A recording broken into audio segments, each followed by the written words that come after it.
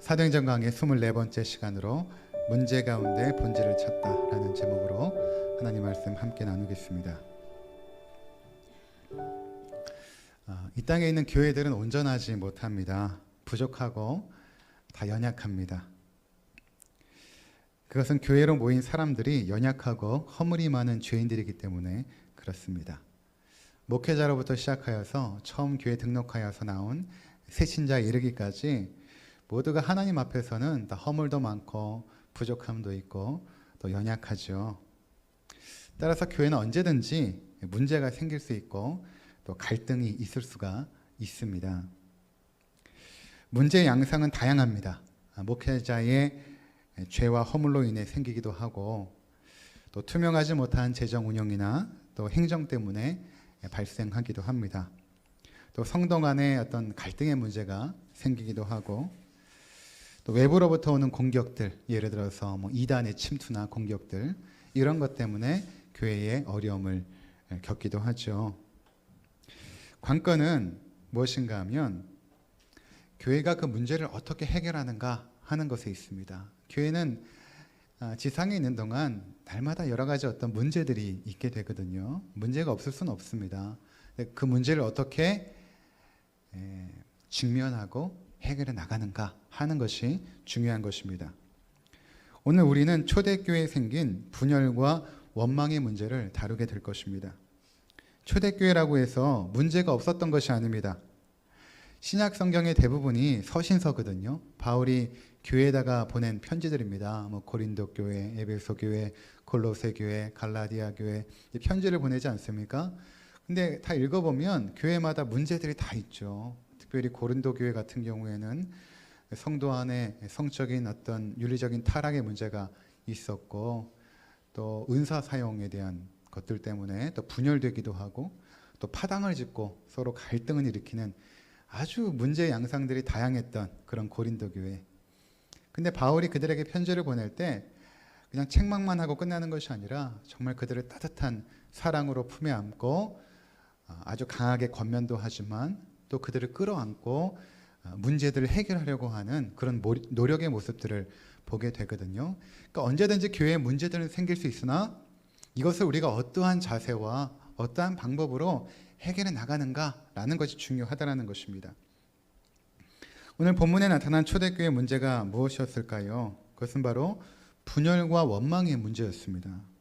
1절을 보시면 우리 함께 1절 읽어보도록 하겠습니다. 함께 읽습니다.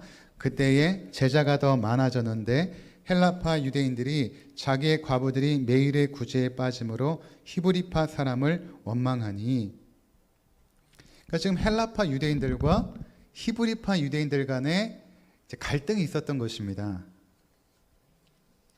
어떤 상황에서 문제가 발생했습니까?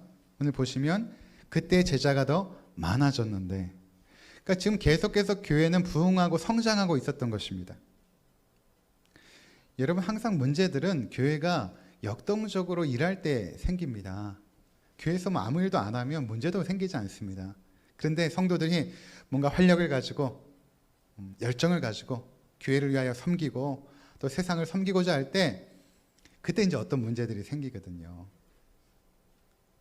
생각의 차이 때문에 생기기도 하고 의견의 대립이 있을 수도 있죠. 없을 수가 없습니다. 있습니다. 그러니까 초대교회도 폭발적으로 성장하면서 이러한 문제들을 겪게 된 것입니다.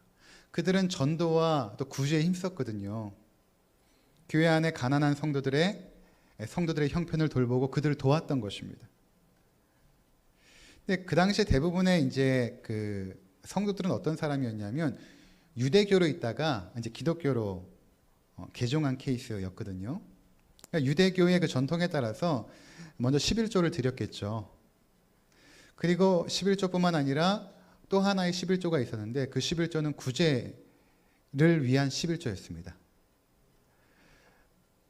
그래서 일반적인 11조는 교회 사역자를 위해서 사용하였고 또 구제금으로 드렸던 11조는 가난한 사람을 위하여 사용했던 그런 기금으로 교회에서 모아져서 집행이 되었던 것입니다. 그 가운데 이제 그 교회 내 과부들은 시급하게 도움이 요청되었던 사람들이었습니다. 당시 결혼한 여성이 사별하게 되면 사회생활 자체가 불가능했습니다. 그래서 계대 결혼이라는 그 제도가 있어서 형제 중 하나가, 남편의 형제 중 하나가 그 사별한 과부를 돌보게 되는 그런 일들이 있었거든요. 왜냐하면 그렇게 되지 않으면 사회적으로 이제 생활할 수가 없으니까 하루하루 끼니를 걱정해야 되는 어려운 상황 가운데 처해졌기 때문에 그런 것입니다. 근데 오늘 본문에 보면 바로 교회 안에 있는 과부를 구제하는 문제에 있어서 생긴 것입니다. 헬라파 유대인들의 과부들이 매일의 구제에서 제외가 된 것입니다. 그 당시에 이제 구제는 매일마다 하는 구제가 있고 또 주당으로 하는 구제가 있었습니다. 그러니까 매일마다 이제 교회 내 과부들에게 음식을 제공하고 또는 필요한 물질을 공급해 주었던 것입니다. 그런데 이 헬라파 유대인 과부들에게 제대로 구제금이 지급이 안 된 것입니다. 자, 그러면 헬라파 유대인들은 누구이고 히브리파 유대인들은 누구인가? 그 당시 교회 안에 이 두 부류가 섞여 있었거든요. 근데 헬라파 유대인은 유대인이긴 유대인인데 그 문화적인 배경이 헬라 문화에서 살았던 사람들입니다. 사용하는 언어도 헬라어였습니다. 그러니까 예를 들어 이제 이민간 우리 한국인들이 자녀를 낳게 되잖아요. 이민 2세나 3세들.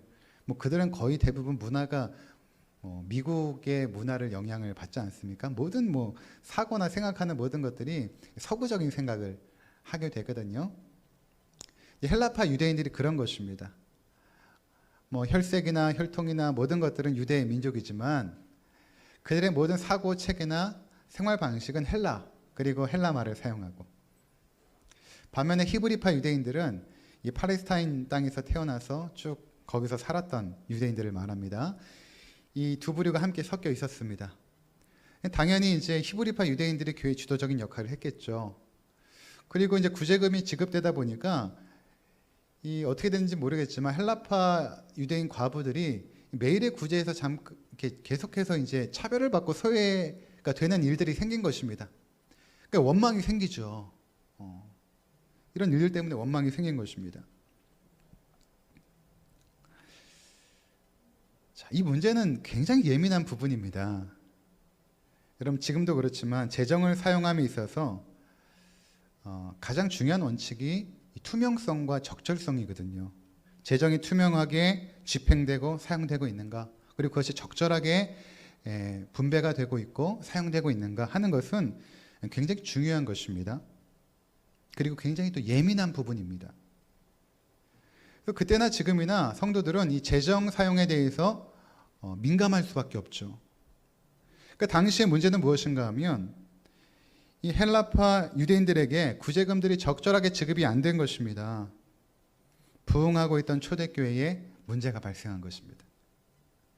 근데 이것이 표면적으로 보면 재정 사용의 문제 같지만 사실은 이미 교회 안에 내재되어 있던 두 부류의 갈등이 있었던 것입니다. 그 잠재되어 있던 갈등이 이 구제금 문제로 표면화된 것입니다.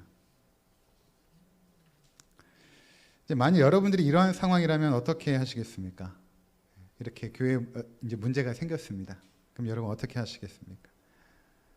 첫 번째로는 이제 문제를 인식하고 공동체가 함께 지혜를 모아서 해결하려고 노력할 수 있겠죠.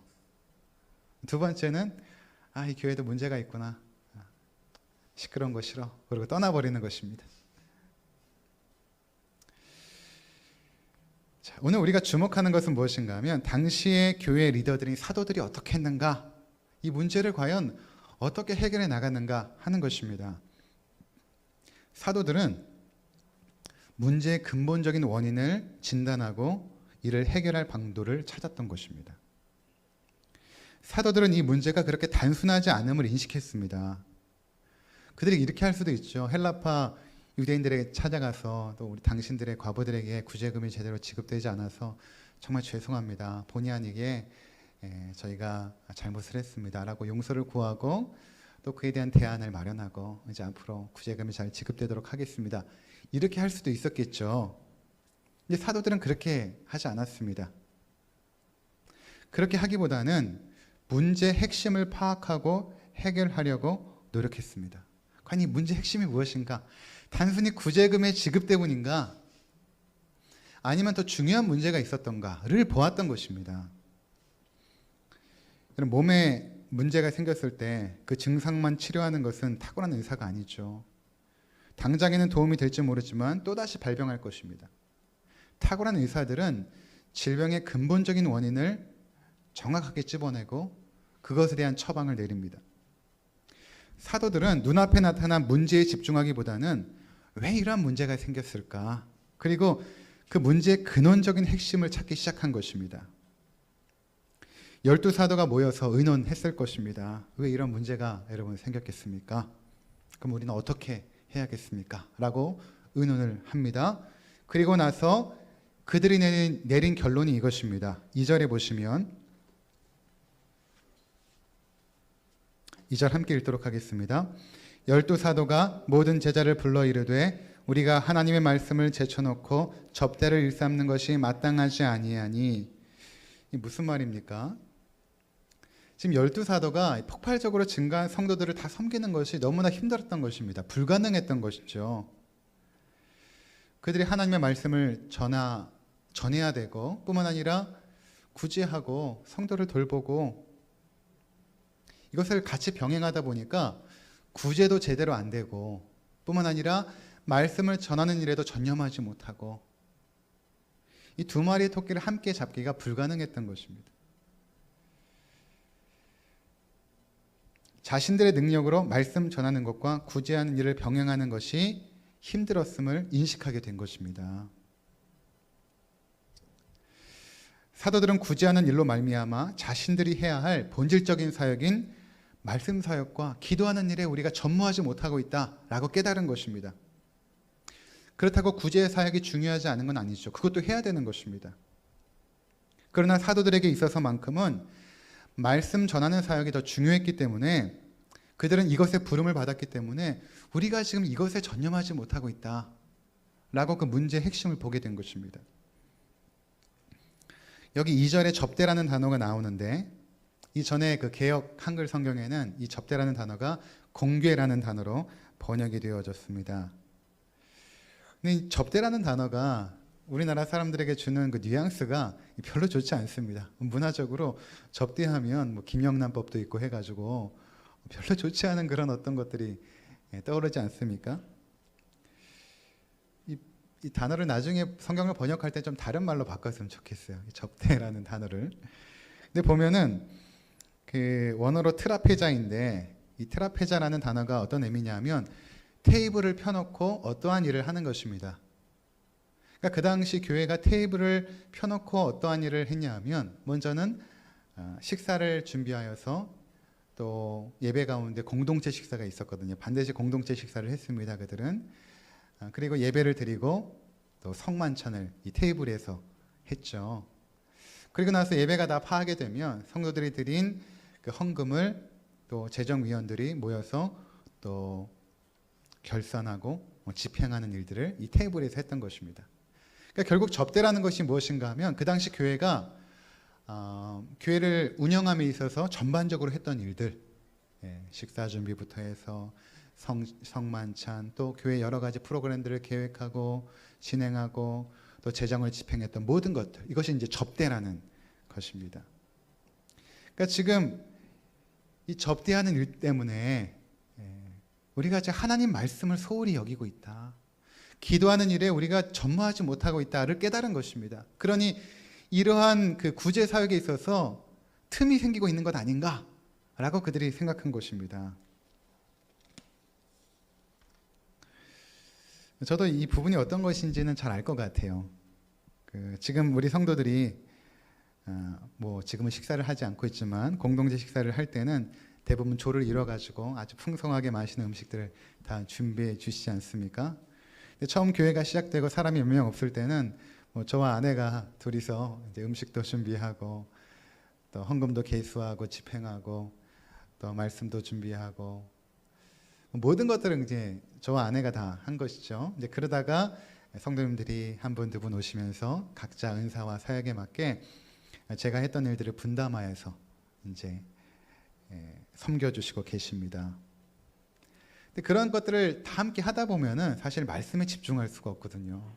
지금은 저희 교회 청소를 또 담당하시는 분이 계셔서 말끔하게 청소를 하고 있지만 전에는 제가 청소를 다 했거든요. 그럼 교회 오면 청소부터 하는 것입니다. 그러면 청소하면 한 1시간에서 2시간 정도 땀을 뻘뻘 흘리면서 하게 되면 말씀을 준비해야 되는데 진이 다 빠져가지고 그때부터 졸기 시작합니다. 지금은 그런 것에 제가 신경을 안 쓰죠. 말씀에 전념할 수 있는 모든 환경이 이제 되어진 것입니다. 그러니까 사도들이 파악한 문제의 핵심이 이것입니다. 능력 밖의 일을 감당하느라고 우리가 본질적인 사역에 집중하지 못했다. 그러다 보니 이러한 문제가 생긴 것이다. 그리고 앞으로 이런 문제뿐만 아니라 여러 가지 문제들이 생기지 않겠는가? 라고 판단한 것입니다.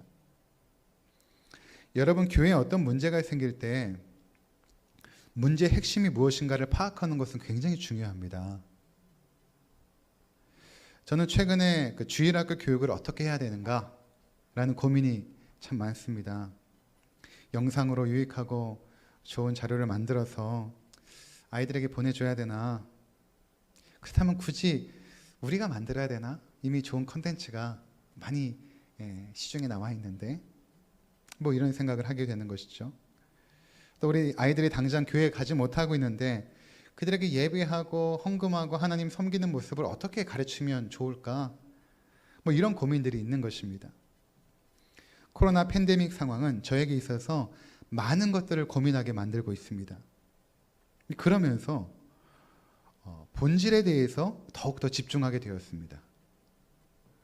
과연 주일학교 교육의 본질이 무엇일까를 생각해 보게 되는 것입니다. 그리고 나서 내린 결론이 이것입니다. 아이들의 신앙교육은 결국 부모의 역할이라는 것입니다. 원래부터 그랬거든요. 신앙은 부모가 가르치는 것입니다. 신앙교육의 주체가 교회가 아니라 부모입니다. 이것이 성경적입니다. 신명기서 6장에 보면 하나님께서 그의 백성들에게 쉐마 이스라엘, 이스라엘아 들으라 하면서 명령하신 것 있지 않습니까? 너는 마음과 힘과 뜻과 정성을 다하여 주 너의 하나님을 사랑하고 이 말씀을 날마다 너의 자녀들에게 가르치라. 부지런히 가르쳐야 된다. 그들이 하나님을 사랑하고 경외하는 자녀들 되도록 너희들이 날마다 그들에게 가르쳐야 된다. 라고 하나님께서 명령하셨습니다.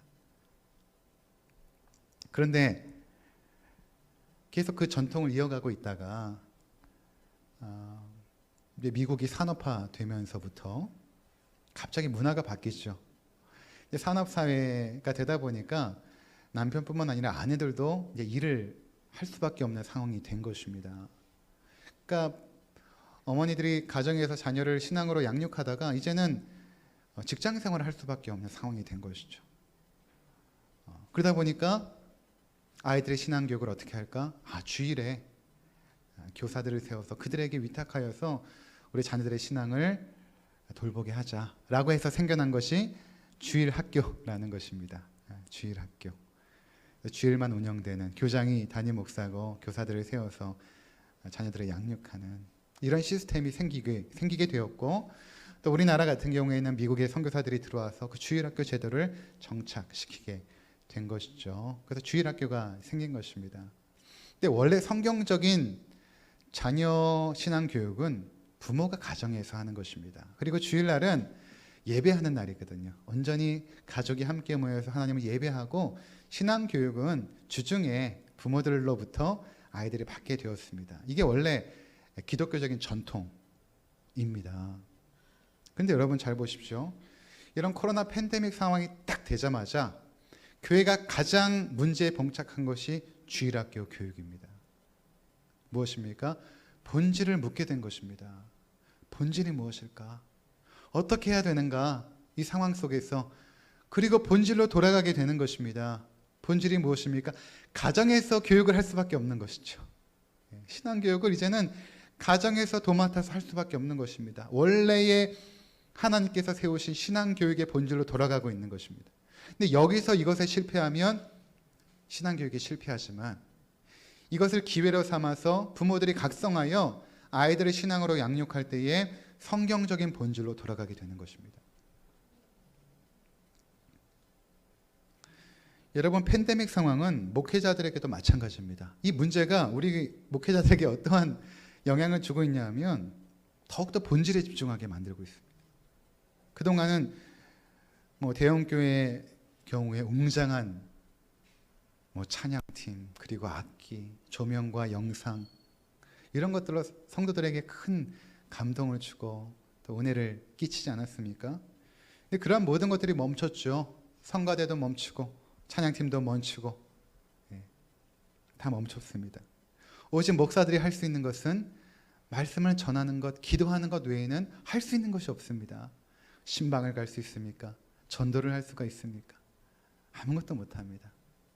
오직 말씀과 기도에 전무할 수밖에 없죠. 문제의 상황은 항상 본질을 묻게 하였고 본질로 돌아가게 하는 것입니다. 그래서 그동안 본질에 집중했던 교회들은 별로 흔들리지 않습니다. 목회자들이 항상 말씀에 집중하고 연구하고 기도하는 일에 헌신했던 분들은 별로 이런 상황 속에서도 흔들리지 않은데, 그동안 교회를 여러 가지 프로그램과 다양한 것들을 배치하여서 성도들에게 여러 가지 종교적인 서비스를 했던 교회들은 이 상황에 난감한 것입니다. 그것으로 성도들을 붙잡았고 또 많은 사람들을 교회로 인도했는데 이제 그것을 못하니까 오직 말씀과 기도로 승부할 수밖에 없죠. 여기에서 이제 당황하게 되는 것입니다.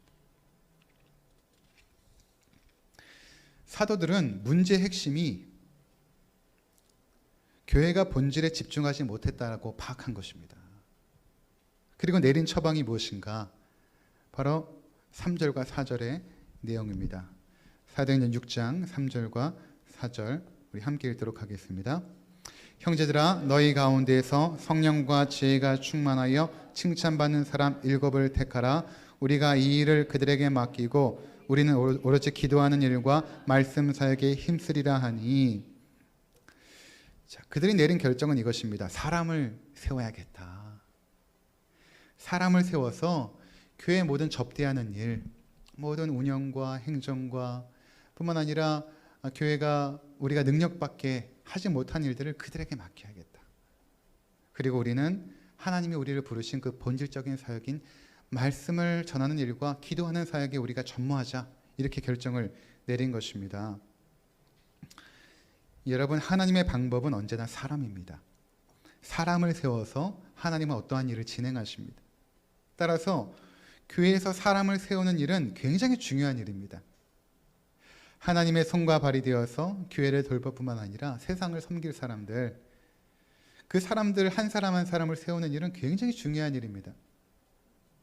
그렇다면 이러한 교회의 그 일꾼들을 세움에 있어서 합당한 자격 요건은 무엇이고 또 어떠한 방식으로 세워야 되는가라는 것입니다.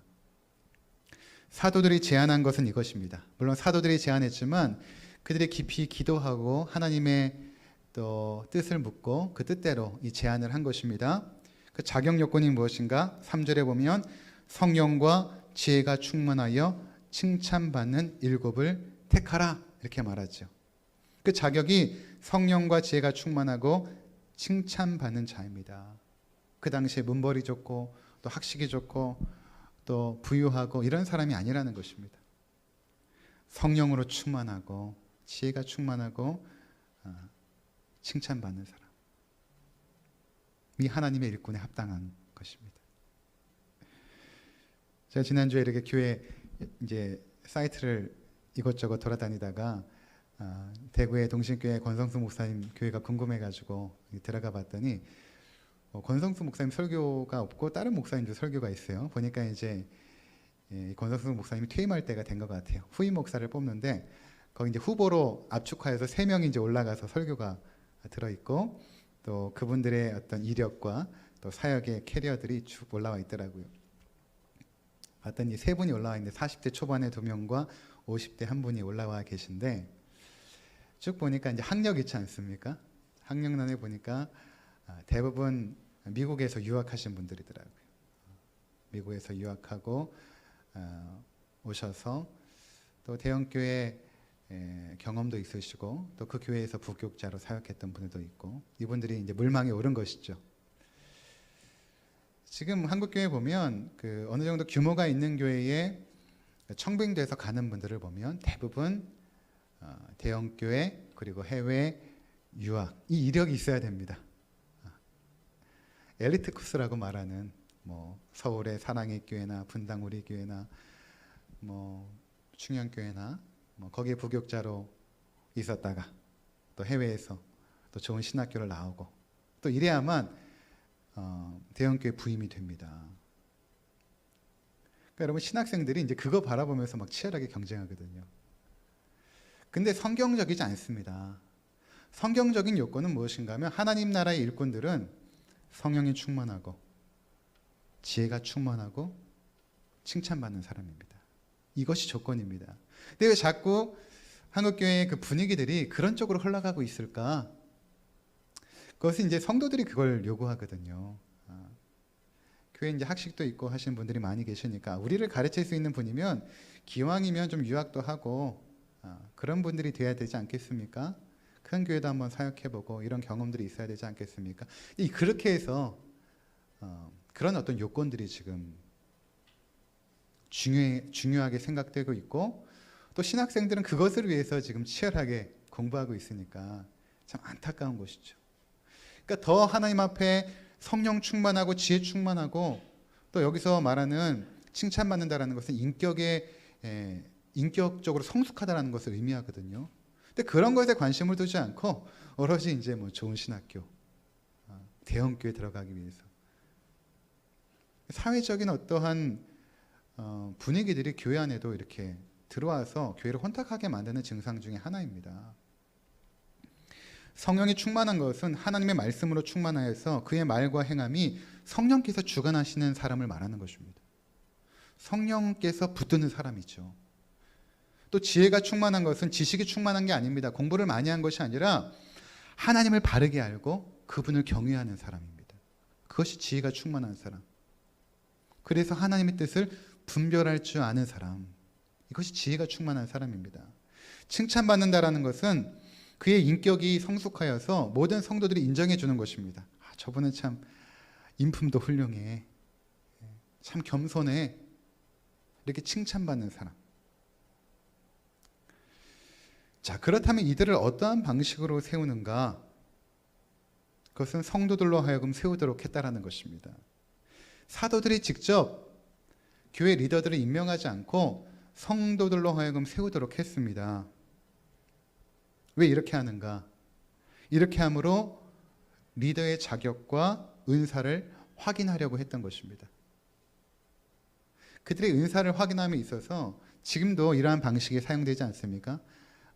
저희 교회가 속한 대한예수교 장로회는 교회 리더인 장로와 권사를 세움에 있어서 투표를 하죠. 그 투표가 여러분 인기 투표가 아니라 성도들이 정말 우리 교회를 섬길 수 있는 신앙이 신실하고 또 인품도 있고 성령 충만하고 지혜가 충만하고 칭찬받는 그 사람들을 선택하는 것입니다. 그들의 자격을 성도들이 검증하는 절차죠.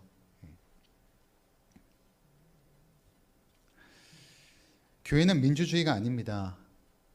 하나님의 뜻이 이루어지는 신정주의입니다. 그러나 하나님의 뜻을 이루는 가장 안전하고 정당한 방법은 민주적인 방식입니다. 만약에 교회 리더를 세움에 있어서 민주적인 방식으로 세우지 않으면 결국에는 교회 안에 힘 있는 몇 사람에 의해서 결정이 될 것입니다. 모든 일들이. 그것은 하나님께서 원하시는 방법이 아닙니다. 왜냐하면 교회 사람을 세우는 그 영향력 있고 힘 있는 그 사람의 순수성을 우리가 입증할 수 있겠습니까? 예를 들어서 교회에 영향력 있는 담임 목사가 교회 리더들을 세우게 되면 당연히 자기가 편하고 함께 일하기 편한 사람들을 세우지 않겠습니까? 그것은 하나님께서 원하시는 방법이 아닙니다. 사도들은 그 누구보다도 성령으로 충만했고 은사도 충만했습니다. 따라서 7명의 리더를 자신의 권위로도 충분히 세울 수 있었습니다. 그러나 그렇게 하지 않았습니다. 성도들의 의사가 충분히 반영되게 한 것입니다. 여러분 여기서 우리가 한 가지 교정해야 될 내용이 있습니다. 그것은 무엇인가 하면 저도 이번에 공부하면서 이제 제 생각을 이제 바꾸게 되었는데 무엇인가 하면 여기 7명이 집사가 아니라는 것입니다. 그 원문에 보면 집사라는 단어가 없어요. 영어 성경의 어느 번역본을 찾아보아도 집사라는 단어가 없습니다. 근데 우리가 쉽게 그냥 7집사 이렇게 생각하죠. 근데 집사가 아닙니다. 왜 우리가 7집사 이렇게 부르게 되었는가? 그것은 사도행전 21장에 보면 그 오늘 선택된 빌립이라는 사람이 또다시 등장하는데 그 21장에 7집사 중에 빌립은 이렇게 나옵니다. 그러니까 빌립이 7집사 중에 한 사람으로 나와 있거든요. 그러니까 사도행전 6장에서 이 빌립을 포함하여 나머지 6명도 집사겠구나 이렇게 생각하여서 그동안 우리가 7집사 불렀던 것이죠. 근데 사도행전 21장에 가보아도 이 빌립이 집사라는 단어가 없습니다. 원문에 보면 권위는 사본들도 마찬가지고 모든 영어 번역본에도 빌립이 집사라는 내용이 21장에 없습니다. 우리나라 성경만 집사라는 단어를 집어넣은 것이죠. 그러니까 이것은 번역자들의 착오나 오류였을 것입니다. 그러니까 앞으로 성경이 다시 한번 개정이 되면 이 집사라는 단어가 빠지게 될 것입니다. 그러니까 여러분 여기에 있는 그 7명은 누구인가? 그냥 7으로 나와 있거든요. 그러니까 우리가 생각하는 집사가 아니라 7명의 교회 리더를 세운 것입니다. 그래서 잘 보시면 여기 스데반이 나오는데 스데반이 우리가 생각하는 집사가 아닙니다. 6장 7장에 스데반의 이야기가 등장하는데 그러니까 복음을 증거하다가 순교하지 않습니까?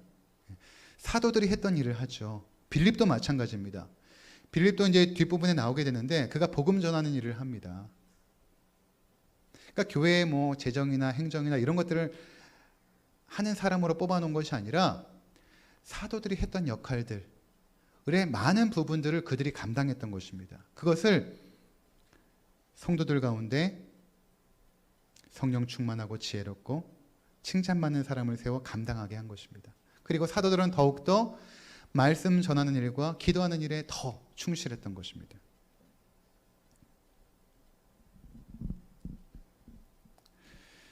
자, 여기 보면 선택된 7 그 리더들, 교회 사역자들의 명단이 나오는데 6장 5절을 한번 보시면 6장 5절 함께 읽도록 하겠습니다. 온 무리가 이 말을 기뻐하여 믿음과 성령이 충만한 사람 스데반과 또 빌립과 프로고로와 니가노르와 디몬과 바베나와 유대교에 입교했던 안디옥 사람 니골라를 택하여. 여기 이름들을 잘 보시면 공통점이 있는데 다 헬라 사람 이름이라는 것입니다. 이건 참으로 우리에게 시사하는 바가 큽니다. 왜냐하면 그 당시 예루살렘 교회는 대부분 주류가 히브리파 유대인이었거든요. 근데 리더로 7명을 세웠는데 헬라파 유대인들이 다 뽑힌 것입니다. 헬라파 유대인들 가운데 과부들이 소외되어서 문제가 생겼죠. 성도들로 하여금 리더를 뽑게 하여 교회 운영 전반뿐만 아니라 교회 사역의 리더들로 세운 것입니다. 근데 결국에는 추천되어서 선발된 7명의 사람이 전부 다 헬라 사람 유대인이라는 것입니다. 그러니까 이미 초대교회 때 지역색이나 뭐 학력이나 지연이나 이런 것들이 이미 초월되었음을 보여주는 것입니다. 이런 것이죠. 뭐 전라도에서 장로님을 뽑았는데 경상도 분들이 다 된 것입니다. 경상도에서 장로님들을 뽑았는데 다 전라도 분들이 된 것이죠. 그러니까 그것이 중요하지 않은 것입니다. 더 이상 그 사람의 출신이 어디였는지 누구와 친분이 있는지 그것이 아니라 정말로 성령 충만하고 지혜 있고 칭찬받는 사람 7명을 뽑았는데 공교롭게도 다 헬라 사람이었던 것입니다. 그리고 모든 성도들은 이것에 대하여 굉장히 기뻐하였다 라고 말하고 있는 것입니다. 자, 사도들은 그렇게 선택된 7명에게 기도하고 안수를 합니다. 이 부분도 우리가 교정할 필요가 있는데 우리가 보통 생각할 때는 이제 보통 이 장면이 임직식에 본문이 많이 다뤄지다 보니까 이제 뭐 집사나 장로가 세워지면 안수기도 이렇게 안수기도 한다. 물론 지금 안수기도가 있습니다. 근데 여기 본문에 보면 이들이 집사도 아니었고 뿐만 아니라 안수기도도 아닙니다. 여러분 잘 성경을 보시면 기도하고 안수하여 세우니라 이렇게 나오고 있죠. 그러니까 사도들이 함께 기도한 것입니다. 공동체가 함께 기도하고 어떤 기도겠습니까? 하나님, 이들이 우리 교회 리더로서 우리 교회를 잘 운영할 뿐만 아니라 저들의 사역 가운데 하나님의 나라가 임하게 하옵소서라고 기도하지 않았겠습니까? 그리고 나서 사도들이 안수하였다라는 것입니다. 안수 기도가 아니라 안수하였다, 손을 얹어서 세웠다라는 것입니다. 그러니까 안수라는 것은 우리가 생각하는 것처럼 어떤 목회자의 능력이 안수 기도를 통하여 그 사람에게 전가되는 것이 아니라 그냥 사도들이 여러분들이 뽑은 대표자입니다 라고 공적으로 그들을 인정하는 하나의 형식적인 절차, 그것이 안수를 통하여 표현되어졌다라는 것입니다.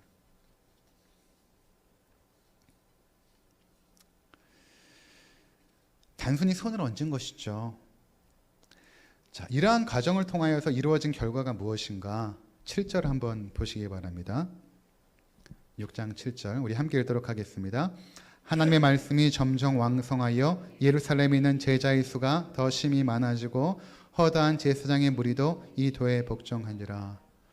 여러분, 어떻게 되었습니까? 말씀이 더욱더 왕성해지죠. 교회가 본질을 회복한 것입니다. 여러분, 말씀이 왕성해지면 여러 가지 문제들이 해결이 됩니다. 이것이 본질이기 때문에 문제가 하나하나 생길 때마다 그 문제들에 매달려서 해결을 하려고 하면 잘 해결도 되지 않고 시간과 에너지를 많이 소모하게 됩니다. 그런데 본질적인 문제를 해결하잖아요. 그러면 여러 가지 복잡하고 다양했던 문제들이 순적하게 해결이 됩니다. 그러니까 지금 사도들이 본질에 접근하였고 그 본질적인 문제를 해결하자 어떻게 됩니까? 말씀이 더 왕성하게 되고, 또 여기 보니까 예루살렘에는 제자의 수는 더 많아지고 뿐만 아니라 허다한 제사장의 무리도 이 도에 복종하니라. 제사장 그룹은 그 당시에 기독교에 대하여 가장 강렬한 반대와 핍박을 했던 무리가 제사장의 무리였습니다. 이 제사장 가운데 대제사장이 공예의 대표로서 이 사도들을 핍박했던 장본인 아닙니까? 그런데 가장 교회를 핍박하고 반대했던 그 세력들도 그 도에 복종하니라. 본질적인 문제를 해결하니까 교회가 강력해진 것입니다. 말씀으로 무장되어지니까 그것을 반대했던 세력들이 다 꼬꾸라진 것입니다. 여러분, 우리 교회가 나아가야 될 방향이 바로 이것입니다. 뿐만 아니라 여러분의 가정이 나아가야 할 방향도 이것입니다. 본질에 집중하는 것이죠. 여러분의 삶에 일어나는 여러 가지 문제들은 과연 우리가 본질에 집중하고 있는가를 묻고 있는 것입니다. 우리는 그동안 무엇 때문에 그리 분주하고 바빴습니까? 우리는 지금 무엇 때문에 이렇게 힘쓰고 애쓰는 것입니까? 그 본질을 위하여 힘쓰는 것입니까? 우리가 다시금 본질로 돌아갈 때에, 그리고 그것을 회복시킬 때에 다시금 하나님의 능력과 권세는 역동하기 시작합니다. 뿐만 아니라 하나님의 말씀을 대적했던 가장 강력했던 세력들도 힘을 잃어버리고 복음에 복종하게 되는 것입니다. 이보다 더 중요한 본질이 있겠습니까? 우리 성도들 각 가정 가운데 하나님의 말씀이 왕성하게 역사하는 것, 우리가 그 말씀에 집중하여서 더욱더 자녀들을 말씀으로 양육하고 인도하는 것, 우리가 그동안 너무나 분주하게 열심히 일하고 바빴지만 그들의 신앙을 제대로 돌보기나 했습니까? 그냥 학원 보내주고 학교 보내주고 그냥 교회 보내주면 다 될 줄 알았죠. 하지만 이런 코로나 팬데믹 상황이 우리 가운데 정말 부모들이 본질에 집중하고 있었는가를 물어보지 않습니까? 정말 중요한 일을 하였는가? 너희가 자녀들을 위하여 눈물로 기도하고 그들을 말씀으로 세우기 위해 애쓰고 노력했는가? 그것은 교회의 일이 아니라 너희의 일이다 라고 우리 가운데 묻고 있는 것입니다. 사도들은 이런 문제 속에서 그것을 정확하게 짚어내고 그들은 더욱더 말씀과 기도에 전무함으로 말미암아 그들에게 있었던 여러 가지 문제들이 일시에 해결되는, 그리고 교회는 더욱더 부흥하고 성장이 되는 놀라운 역사를 이루게 된 것입니다. 우리도 마찬가지죠. 이 어려움의 시기 속에서 우리 교회뿐만 아니라 여러분 각 가정들이 더욱더 말씀에 집중하고 기도하는 시간을 가지시기 바랍니다. 거기서부터 시작할 때에 우리 삶에 복잡하고 다양했던 삶의 문제들이 하나하나 해결되는 것들을 여러분들이 보게 될 것입니다.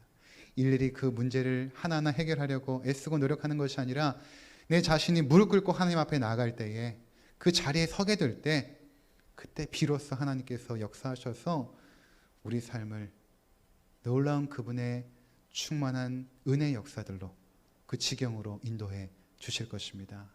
본질에 집중하시고 본질을 위하여 애쓰시는 귀한 성도님들 되시기를 주의 이름으로 축원을 드립니다. 기도하겠습니다.